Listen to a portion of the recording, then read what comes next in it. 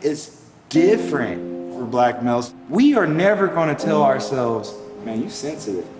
We are always gonna try to tell ourselves like, man, you strong, you this or that.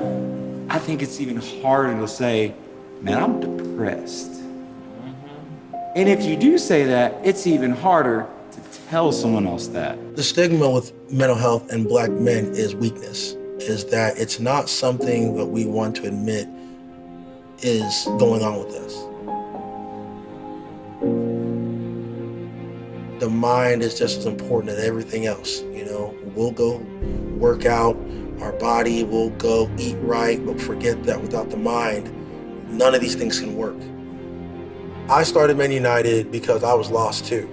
This group has allowed men to not feel weak in having things going on with mental health, and that actually this has been a place where they felt strength. What does mental health mean to black men? So, one, I am a black man, so I can speak on this. If you can't take care of yourself, you can't take care of nobody else, right?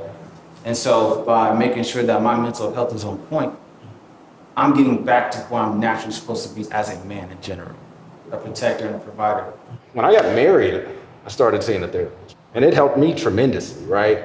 It allowed me to be able to get those feelings out, be able to express what I'm thinking, and just be able to talk about it, not press it down and just like, okay, I'm just leave that to the side and I'm gonna just keep moving.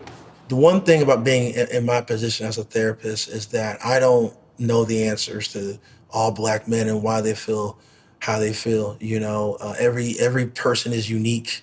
It's just that when you put a black to that, it adds layers to that, because you're not just living for you being a man, you're living in the eyes of the trauma that black men have experienced over time. Black men, we are in this very unique circumstance, socially, historically, in terms of mental health. There are so many stigmas attached to being a black man.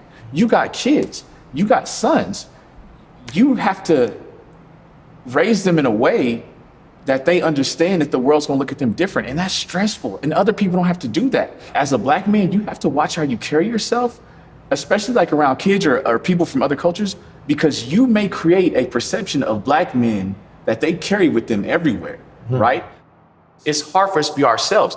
As we look at the landscape across the country, really what you're seeing is that black men have developed, I feel, a sense of emotional intelligence that they don't have to feel so, you know, on guard to discuss the matters of what's causing them pain. I put my mental health to the side.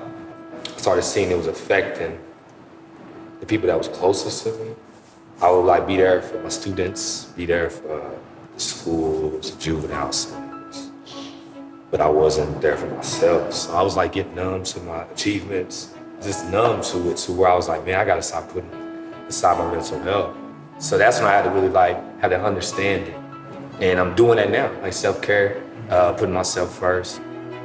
If your mind is healthy, you guard the things you put in it, keep certain things out, you know what I mean? And do things with it to strengthen it. When the anxiety comes, when the depression comes, when the sadness comes, or various transformations and stuff we go through in our lives, we can cope with it because our mind is healthy. Guys, it's been a pleasure. And again, we'll continue meeting stuff, man. In the meantime, do your best to kind of stay afloat and be successful and do your thing, man. But I hope that at least today was a day to listen and learn. And I know I've learned a lot from you guys. I always learn a lot from you guys. And, you know, until the next one, man. Appreciate you guys. Next time I'm gonna bring some whiskey though. You don't have to drink